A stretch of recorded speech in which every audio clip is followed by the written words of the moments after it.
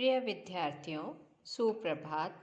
आपका स्नातक प्रथम वर्ष संस्कृत की कक्षा में पुनः स्वागत है।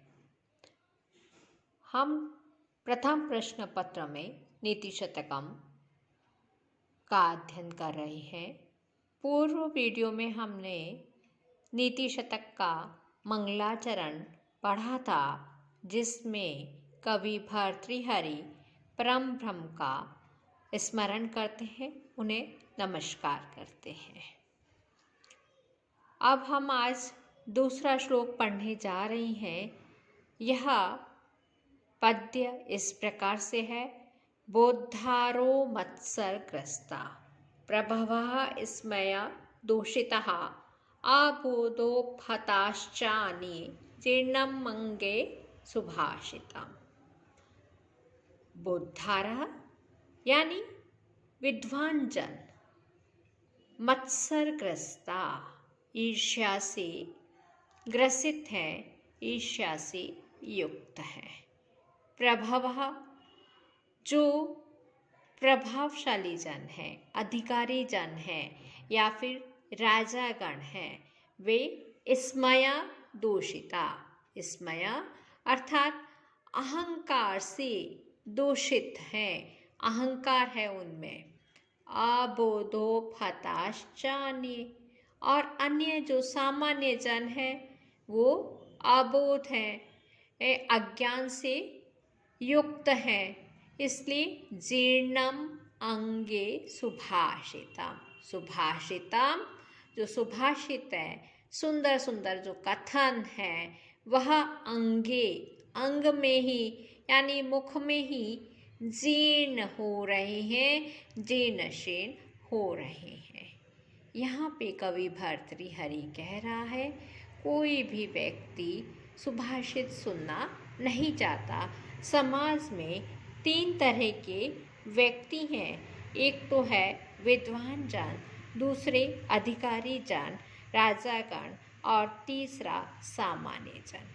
जो विद्वान लोग हैं वो ईर्ष्या से युक्त हैं, वे किसी दूसरे की बात सुनने को तैयार ही नहीं हैं।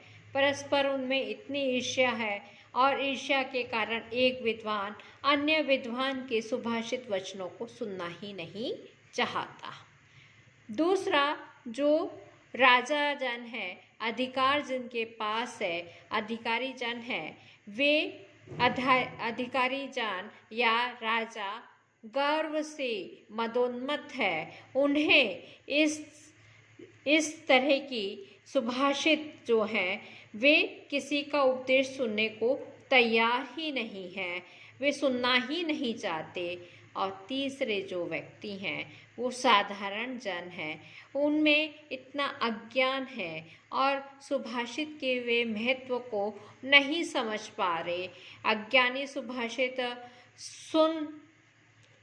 सुनकर भी उसकी महत्ता को नहीं समझ पा रहे हैं। इसलिए कवि कहता है, कोई भी सुभाषित सुनने वाला नहीं है और इस स्थिति में सुभाषित हमारे मुख में ही जीर्ण हो रहे हैं। अब तीसरा पद्य पढ़ते हैं। हाँ, इस पद्य में अलंकार काव्यलिंग अलंकार है। काव्यलिंग अलंकार वहाँ पे होता है जहाँ पे कारण बताया जाता है। यहाँ पे मुख में ही सुभाषित जीर्ण हो रहे हैं, अंग में ही जीर्ण हो रहे हैं, इसका कारण बताया गया है। तीन कारण दिए गए हैं। विद्वान लोग ईर्ष्या से ग्रसित हैं और जो अधिकारी जन हैं या नृप लोग हैं वे अहंकार से युक्त हैं और साधारण जन इसके महत्व को नहीं समझते। इसलिए सुभाषित अंग में ही जीर्ण हो रहे हैं। हेतु देने के कारण यहाँ पर काव्यलिंग अलंकार है। काव्यलिंग अलंकार का लक्षण भी है। हेतुर वाक्य पदार्थत्वे काव्यलिंगम निगद्यते। जहाँ पे हेतु बताया जाता है वहाँ पर काव्यलिंग अलंकार होता है। दूसरा, यहाँ पर अनुष्टुप छंद है, वैदर्भी रीति है। अब हम आगे मूर्ख पद्धति प्रारंभ हो रही है और मूर्ख पद्धति का यह श्लोक पढ़ने जा रहे हैं। अज्ञः सुखम आराध्य सुखतरम आराध्यते विशेषज्ञः ज्ञान लव दुर्विदग्धम ब्रह्मा अपि तम नरम न रंजति। यहाँ पे कवि कह रहा है कि 3 तरह के व्यक्ति हैं। एक तो अज्ञ अर्थात मूर्ख व्यक्ति, दूसरा विशेषज्ञ और तीसरा जो कि थोड़ा ज्ञान प्राप्त है और अपने आप को विद्वान समझता है। 3 तरह के 3 कोटि के व्यक्ति यहाँ पे बताए हैं और उनके बारे में कवि वर्णन करने जा रहा है। अज्ञः यानी जो जानकार नहीं है, जो नहीं जानता है, अबोध है, उस व्यक्ति को सुखम आराध्य सरलता से समझाया जा सकता है। दूसरा सुखतरम आराध्यते विशेषज्ञ और बुद्धिमान व्यक्ति को और भी आसानी से समझाया जा सकता है। तीसरा ज्ञान लव दुर्विदग्ध नरम अल्प ज्ञान से युक्त और अपने आप को क्या विद्वान समझने वाला ज्ञान लव दुर्विदग्धम थोड़े से ज्ञान से भी अपने आप को विद्वान समझने वाले तम नरम उस व्यक्ति को ब्रह्मा अपि न रंजति ब्रह्मा भी नहीं समझा सकते।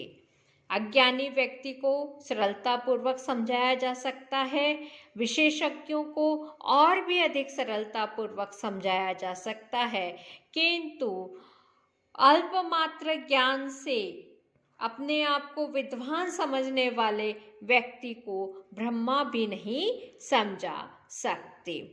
तो इस तरह से संसार में 3 तरह के व्यक्ति हैं, अज्ञ, विशेषज्ञ और ज्ञान लव दुर्विदग्ध। यहाँ पर इस स्वभावोक्ति अलंकार है क्योंकि 3 प्रकार के व्यक्तियों के स्वाभाविकता का वर्णन किया गया है। आर्या छंद है जिसका लक्षण है यस्या पादे प्रथमे 12 मात्रास् तथा तृतीय अपि 18 द्वितीय चतुर्थ के 15 सा आर्या, यानी जिसके प्रथम पाद में 12 मात्रा होती है और तीसरे पाद में भी 12 मात्राएं होती हैं।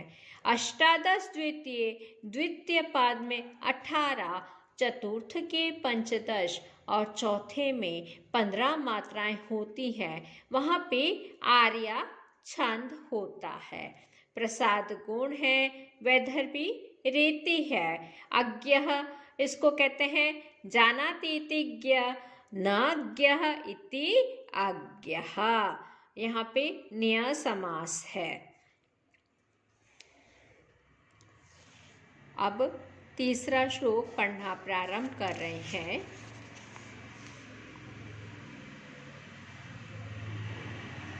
याम चिंत्यामि सततम मयि सा विरक्ता सापि अन्यमिच्छति जनम सह जनो अन्यसक्तः अस्मत्कृते च परितुष्यति काचित् अन्या धिक्ताम च ताम च मदनम च इमाम च माम च।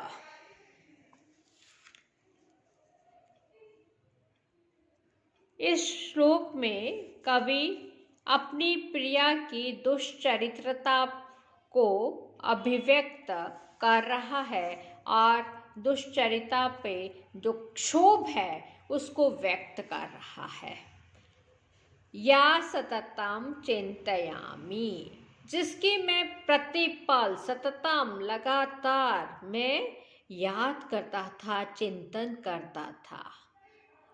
सा विरक्ता, वह मैं मुझसे विरक्त है। सा अपि और वह भी अन्य जन इच्छति, अन्य व्यक्ति को चाहती है। स जनः अन्यसक्तः, और वह व्यक्ति भी उसको न चाहकर अन्य में आसक्त है। अस्मत्कृते च, और हमारे लिए भी। काचित अन्या परितुष्यति, कोई अन्य स्त्री अनुरक्त है। ताम च, उस स्त्री को। तम च, उस पुरुष को। और मदनम च, कामदेव को। इमाम च धिक, इस स्त्री को धिक्कार है। यहाँ पर कवि यह कहना चाह रहा है कि व्यक्ति जिस पे अधिक अनुराग रखता है वही व्यक्ति दूसरे पे अनुरक्त है। इसलिए यहाँ पे कवि ने अपनी जो प्रिया है उसकी दुश्चरित्रता पर शोक व्यक्त किया है। अनुचित प्रीति का प्रतिपादन करते हुए नारी की अविश्वसनीयता पर क्षोभ व्यक्त किया है। और कामदेव भी धिक्कार का पात्र है, जिससे हम सभी में विपरीत प्रेम उत्पन्न किया। यहाँ पे एक कथा आती है कि राजा अपनी रानी से अत्यंत प्रेम करता है और किसी योगी ने एक फल राजा भर्तृहरि को प्रदान किया और विषयासक्त राजा ने वह फल अपनी रानी को दे दिया। रानी ने उस फल को अपने प्रेमी को दे दिया और वह प्रेमी किसी गणिका को प्रेम करता है और वह फल इस तरह से गणिका के पास आ जाता है। वह गणिका राजा भर्तृहरि के प्रति आदर भाव रखती है, उसमें अनुरक्त है। गणिका उस फल को पुनः राजा को समर्पित कर देती है। राजा को जब इस रहस्य का जानकारी होती है तो वह रानी पद्माक्षी या फिर पिंगला जो नाम था उसको बहुत फटकारता है। उसके प्रति उसमें विरक्त भाव आ जाता है। वह रानी पद्माक्षी बलाध्यक्ष को चाहती थी, किंतु वह बलाध्यक्ष रानी को नहीं चाहता था, अपितु एक गणिका के प्रति आसक्त था और वह राजा भर्तृहरि के प्रति वह गणिका स्नेहिल भाव रखती थी। चूंकि हम सभी का प्रेम सामाजिक मर्यादा के अनुसार नहीं है अपितु विपरीत क्रम से है, अतः हम सभी धिक्कार के पात्र हैं, ऐसा यहाँ पर कवि भर्तृहरि कह रहे हैं। यहाँ पर बसंतिल का छंद है जिसका लक्षण है उक्ता बसंतिल का तभजा जगौ गहा। और अलंकार स्वभावोक्ति अलंकार है क्योंकि स्वाभाविक वर्णन किया गया है, इसलिए यहाँ पर स्वभावोक्ति अलंकार है। यहीं पे मैं समाप्त कर रही हूँ। आपको अगर इसमें कोई भी चीज़ समझ में नहीं आए तो आप पुनः मुझसे संपर्क स्थापित कर सकते हैं। धन्यवाद। हम सभी का इष्ट चाहते हुए ये मंगल भावना रखते हैं। सर्वे भवन्तु सुखिना, सर्वे सन्तु निरामया, सर्वे भद्राणि पश्यन्तु, मा कश्चित् दुख भाग् भवेत्। ओम शांति शांति शांति। धन्यवाद।